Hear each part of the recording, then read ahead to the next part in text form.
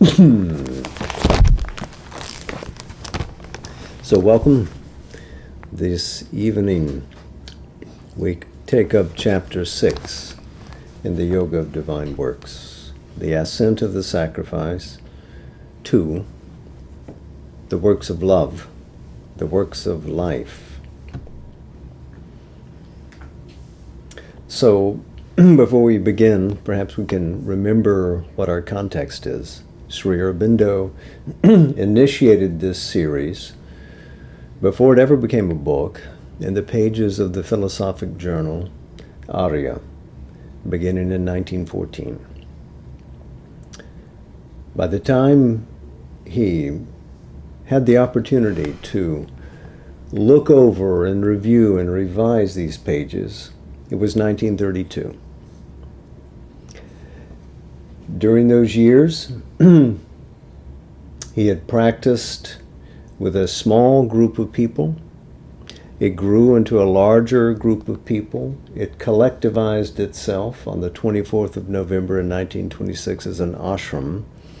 And then he and his radiant collaborator, the mother, began to guide directly the sadhana of each of these people in a concerted way. Lots of questions were asked, correspondence began, and Sri Aurobindo apparently realized that at some point he needed to reformulate what he had written in the Arya into a regular order that reflected developments and insights that had occurred after the journal ceased to be in 1921. So the wisdom of a decade he was pouring into the rewriting of this. Curiously, it did not see publication until 1948 as a book. 1946, it began to be serialized in the Advent on a quarterly basis, and a number of chapters were seen through that. And then, of course, it came out as a book. But just a couple of years before Sri Aurobindo left his body. But this was his treatment of the yoga of works in a way that represented, in a sense, the testament of his considerations. And we see new things appear, like the psychic being gets a prominence in these pages that it did not have in earlier writings. So, the first chapter was about the four aids. The Shastra, the teaching, the aspirant with the enthusiasm, utsaha, the teacher, the guru, and indeed the Jagat Guru, the teacher of the world. And of course, time. It takes time to realize all these things. And so that first luminous chapter has so much in it that we could we could spend a year on that. He followed that with a chapter on self-consecration. That if we're going somewhere, where are we going? It's an internal journey. It is a matter of putting yourself as a gift on the altar of sacrifice. And then to carry that in chapter 3 into self-surrender. It has to become dynamic. It can't simply remain a psychological experience, but has to be dynamized. And as it gets dynamized, we will arrive at the fourth chapter, which is the sacrifice, the triune path, and the Lord of the sacrifice. So who is it? What is it that we're giving? How may we give it? In knowledge, in works, in love. And to whom do we give it? But to the Supreme, who is everywhere, who is in all of these beings, but who can receive directly our offering in an integral way from an integral seeker.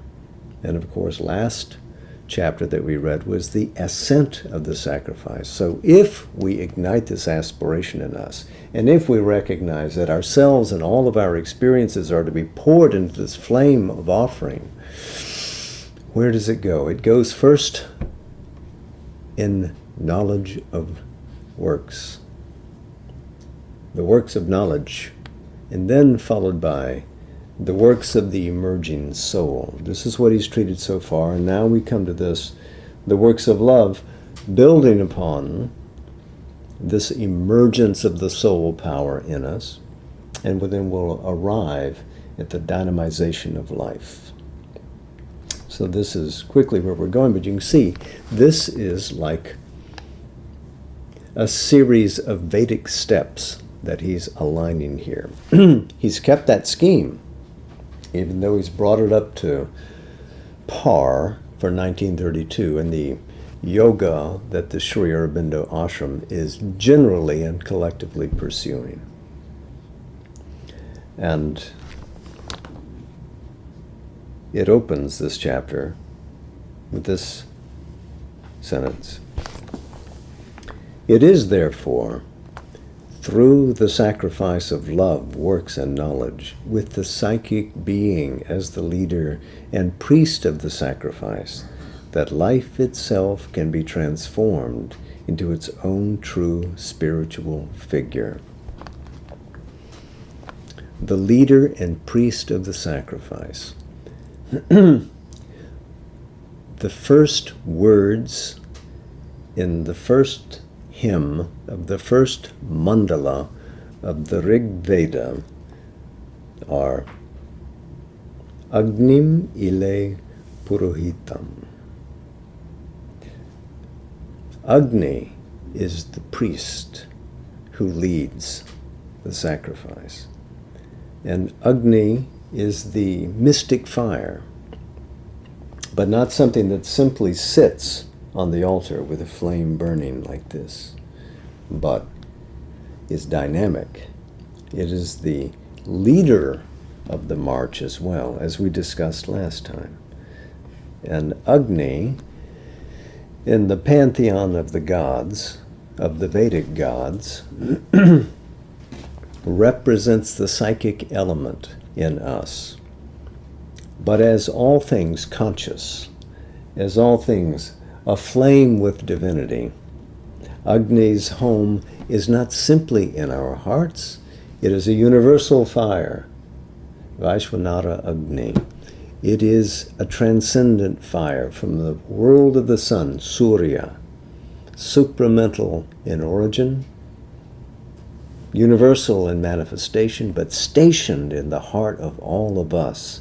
This Agni, who is unquenchable, who forever moves forward, who offers every experience that it touches and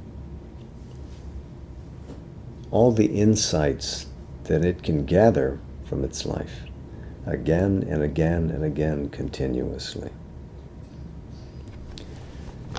So that is the leader of this triple sacrifice, love, works, and knowledge. It's the soul in us. Divinely origined, doesn't happen by an accident of molecules colliding. This pre-exists the universe. You are more ancient than the universe. If the sacrifice of knowledge, rightly done, is easily the largest and purest offering we can bring to the highest, the sacrifice of love is not less demanded of us for our spiritual perfection. It is even more intense and rich in its singleness and can be made not less vast and pure. This pure wideness is brought into the intensity of the sacrifice of love when into all our activities there is poured the spirit and power of a divine infinite joy, and the whole atmosphere of our life is suffused with an engrossing adoration of the One who is the all and the highest. So this is a triple and synthetic path that sounds very like the teaching of the Bhagavad Gita carried to its logical conclusion. For then, does the sacrifice of love attain its utter perfection when offered to the divine all.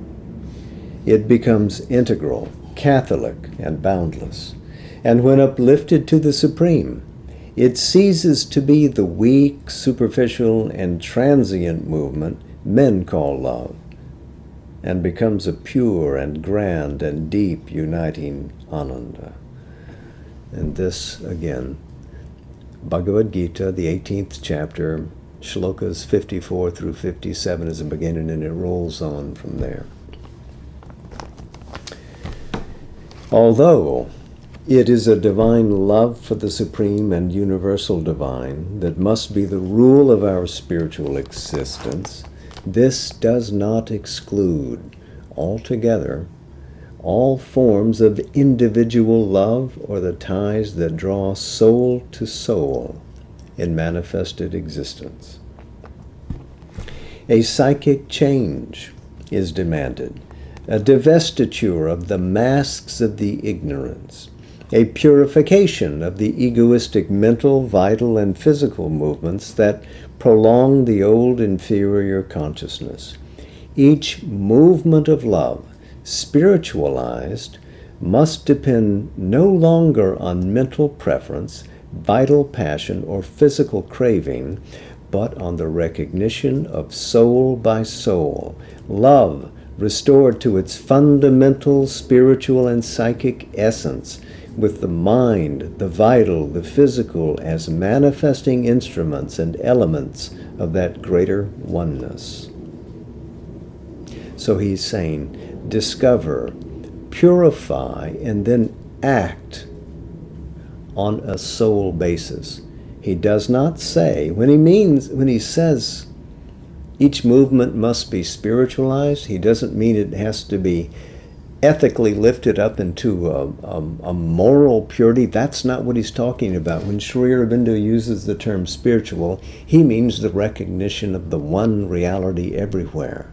So soul seeing soul. He is not asking for the abolition of human love. He wants it placed inside this larger spiritual awareness. It is not the annihilation of human affection. It's making it grander, more magnificent, by placing it in the overarching reality that unites us all. No separation.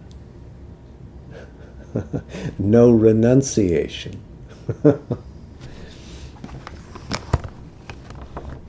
In this change, the individual love also is converted by a natural heightening into a divine love for the divine inhabitant immanent in a mind and soul and body occupied by the one in all creatures. All love indeed, that is adoration, has a spiritual force behind it.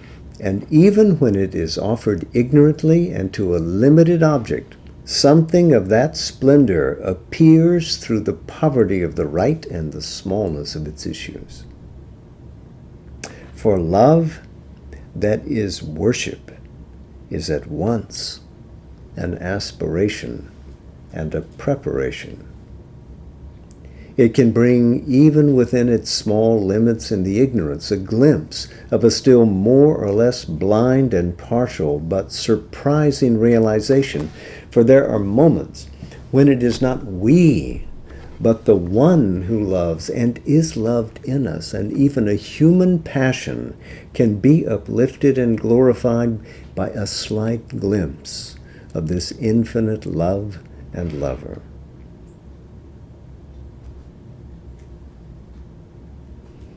So we are not to do this weak and withdrawn, rather given to action. The action is a gift. It is the act of adoration. It is for this reason that the worship of the god, the worship of the idol, the human magnet or ideal are not to be despised. For these are steps through which the human race moves towards that blissful passion and ecstasy of the infinite, which, even in limiting it, they yet represent for our imperfect vision when we have still to use the inferior steps of nature has hewn for our feet and admit the stages of our progress. Did I skip a sentence? Did I skip a line? Okay. Certain idolatries are indispensable for the development of our emotional being. Nor will the man who knows be hasty at any time to shatter the image unless he can replace it in the heart of the worshipper by the reality it figures. This is something the Gita suggests in the 17th chapter, and that the mother stated very directly. You have no right to take a person's faith away unless you have the power to offer something better in its place, something more powerful. So listen with respect. And when you are divinely urged from within, if you have the capacity to convey that greater vision, then do. But wait for that prompt.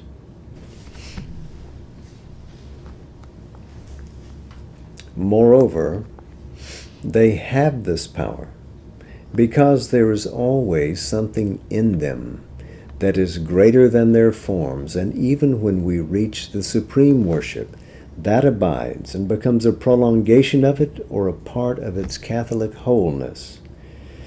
Our knowledge is still imperfect in us, love incomplete, if even when we know that which surpasses all forms and manifestations, we cannot still accept the divine in creature and object, in man, in the kind, in the animal, in the tree, in the flower, in the work of our hands, in the nature force, which is then no longer to us the blind action of a material machinery, but a face and power of the universal Shakti.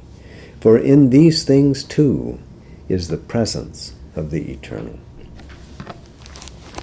This is not the only time in these paragraphs we'll read tonight when we'll hear echoes of Sri Aurobindo's awakening to the universal to the universal divine, which occurred to him when he was in the Alipur jail.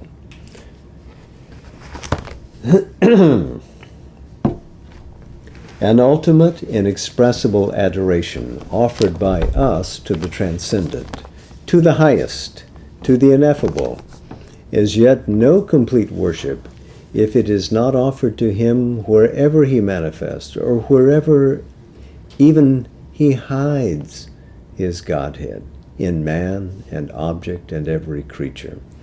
So, the highest, Param Bhavam. In man, Manushim Tanum Ashritam. These are both taken from the Bhagavad Gita. It's the 9th chapter, Shloka 11. And ignorance is there, no doubt, which imprisons the heart, distorts its feelings, obscures the significance of its offering. All partial worship, all religion which erects a mental or a physical idol, is tempted to veil and protect the truth in it by a certain cloak of ignorance, and easily loses the truth in its image. But the pride of exclusive knowledge is also a limitation and a barrier. So we must see that farthest view is still emanated by this supreme transcendence who establishes itself as the universe. It is only that being in the very heart, in the very tissues of humanity and beyond humanity, which is yet real.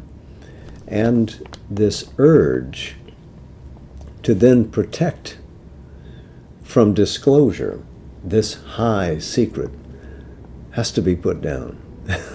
because it is to be released, revealed, and rejoiced in.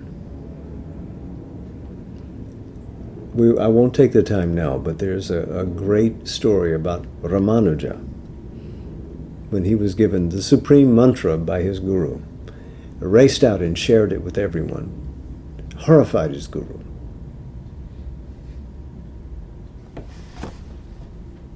And his teacher confronted him and said, "Why did you do this?" "Because you told me it would liberate everyone if they heard it. So I had to run to the roof. I had to run to the roof and shout it out. And the people from the fields came, and the people in the town came. Because why would I not want to give this?" And his teacher looked at him and said, "I am the student. You are the teacher." And he bowed before him and made pranam. And it was the recognition of soul by soul. It shattered the ego of the teacher. This urge that we have, "No, you're not prepared. You're not worthy yet. You must do more work. And then one day, a fine moment will come when I will impart this great truth to you." Oh, nonsense. Stop. Give it. Give it.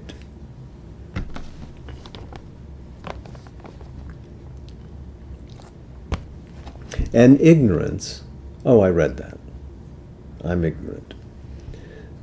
For there is, concealed behind individual love, obscured by its ignorant human figure, a mystery which the mind cannot seize, the mystery of the body of the divine, the secret of a mystic form of the infinite, which we can approach only through the ecstasy of the heart and the passion of the pure and sublimated sense, and its attraction, which is the call of the divine flute player, the mastering compulsion of the all-beautiful, can only be seized and seize us through an occult love and yearning, which in the end makes one the form and the formless, and identifies spirit and matter. It is that which the spirit in love is seeking here in the darkness of the ignorance, and it is that which it finds when individual human love is changed into the love of the immanent divine, incarnate in the material universe. So yes, we begin inside in this ecstatic union. We hear that flute. We answer that call. We rise in our consciousness and have sublimated our subliminal being, the subtle physical, the inner emotional, the inner mental, all rise to meet that, all pushed forward by the emerging psychic power from within. And we rise into that experience. Oneness with that must extend itself and unify.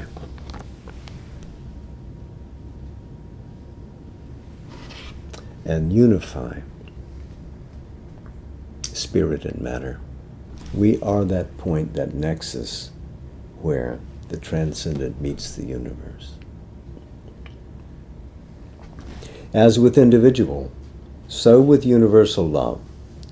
All that widening of the self through sympathy, goodwill, universal benevolence and beneficence, love of mankind, love of creatures, the attraction of all the myriad forms and presences that surround us, by which mentally and emotionally man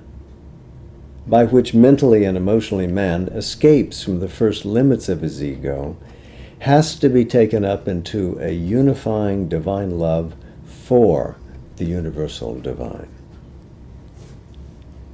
Adoration, fulfilled in love, love in Ananda, the surpassing love, the self-wrapped ecstasy of transcendent delight in the transcendent, which awaits us at the end of the path of devotion, has for its wider result a universal love for all beings, the Ananda of all that is.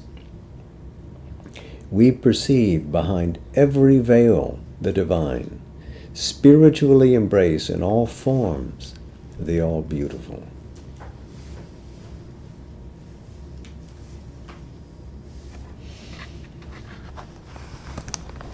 A universal delight in his endless manifestation flows through us, taking in its surge every form and movement, but not bound or stationary in any, and always reaching out to a greater and more perfect expression.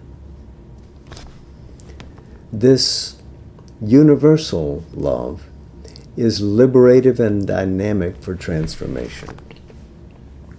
For the discord of forms and appearances ceases to affect the heart that has felt the one truth behind them all and understood their perfect significance. The impartial equality of soul of the selfless worker and knower is transformed by the magic touch of divine love into an all-embracing ecstasy and million-bodied beatitude. All things become bodies, and all movements the playings of the divine beloved in his infinite house of pleasure. Even pain is changed, and in their reaction, and even in their essence, things painful alter. The forms of pain fall away. There are created in their place the forms of Ananda. And you'll remember Sri Aurobindo's candid expression of how he experienced the divine while incarcerated in solitary confinement in the Alipur jail, that he discovered the universal to be the face, the being, the body of Vasudeva, a form of Krishna, that in every experience he found intense Ananda, even when he was surrounded by ants and they attacked him ferociously. He felt each sting to be a fierce form of Ananda.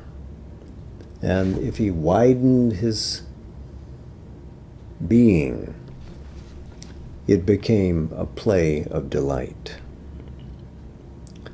And instead of feeling himself educated at Cambridge to be superior to the people incarcerated with him, who were common laborers, put away for petty crimes, sharing cells with him sometimes, he found them to be exemplary, to be filled with heroism, to have expressive in their beings what he could palpably feel as a divine power, throbbing in them, leading them forward in their own way. So this is not simply poetry. This is not simply an afflatus coming from above that wants to get stationed in wonderful words. It's the transcript of a living experience.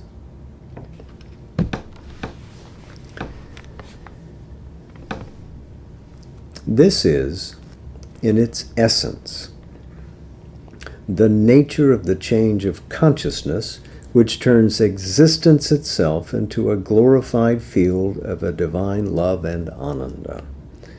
Existence, consciousness, bliss, Satchit Ananda yet again. Because always we come back to that, don't we? Wherever the story begins, wherever it ends, it is wrapped in the reality of that conscious existence whose nature is delight, and nothing escapes it.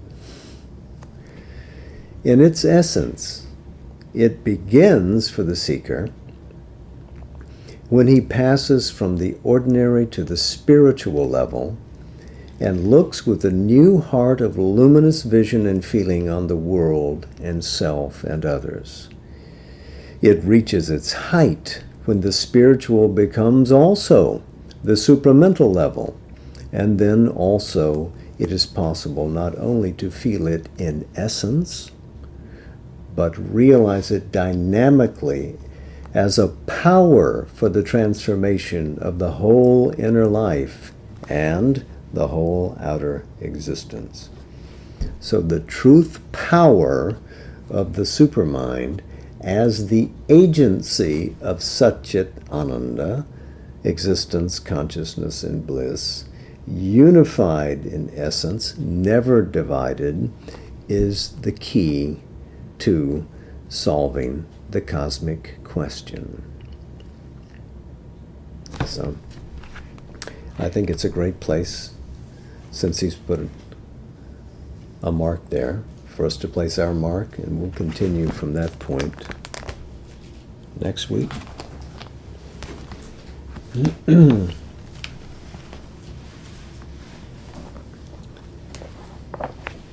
Here's a section, we may as well read it tonight.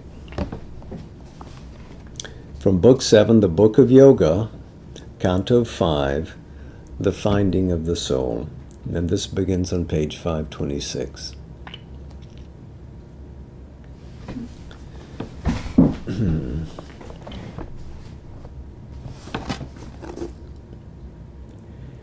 A being stood, immortal in transience, deathless, dallying with momentary things, in whose wide eyes of tranquil happiness, which pity and sorrow could not abrogate, infinity turned its gaze on finite shapes.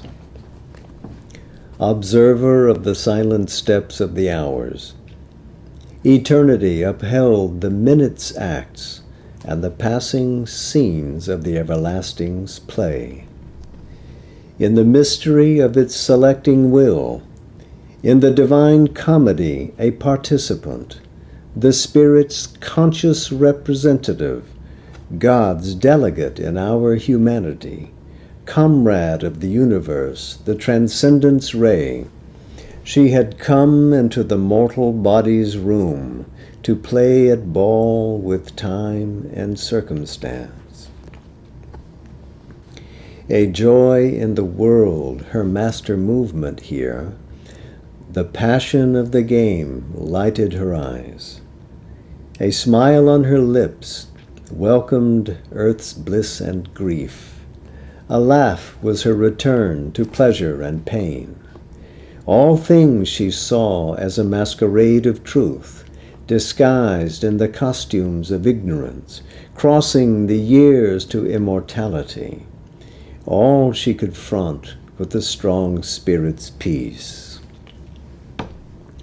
But since she knows the toil of mind and life, as a mother feels and shares her children's lives, she puts forth a small portion of herself, a being no bigger than the thumb of man, into a hidden region of the heart, to face the pang and to forget the bliss, to share the suffering and endure earth's wounds, and labor mid the labor of the stars. This in us laughs and weeps, suffers the stroke, exults in victory, struggles for the crown. Identified with the mind and body and life, it takes on itself their anguish and defeat, bleeds with fate's whips and hangs upon the cross, yet is the unwounded and immortal self, supporting the actor in the human scene. Through this she sends us her glory and her powers, pushes to wisdom's heights through misery's gulfs. She gives us strength to do our daily task, and sympathy that partakes of others' grief, and the little strength we have to help our race. We who must fill the role of the universe, acting itself out in a slight human shape, and on our shoulders carry the struggling world. This is in us the Godhead small and marred. In this human portion of divinity, she seats the greatness of the soul in time, to uplift from light to light, from power to power, till on a heavenly peak it stands, a king. In body weak, in its heart, an invincible might, it climbs, stumbling, held up by an unseen hand, a toiling spirit in a mortal shape. Here, in this chamber of flame and light, they met. They looked upon each other, knew themselves, the secret deity and its human part, the calm immortal and the struggling soul. Then, with a magic transformation's speed, they rushed into each other and grew one.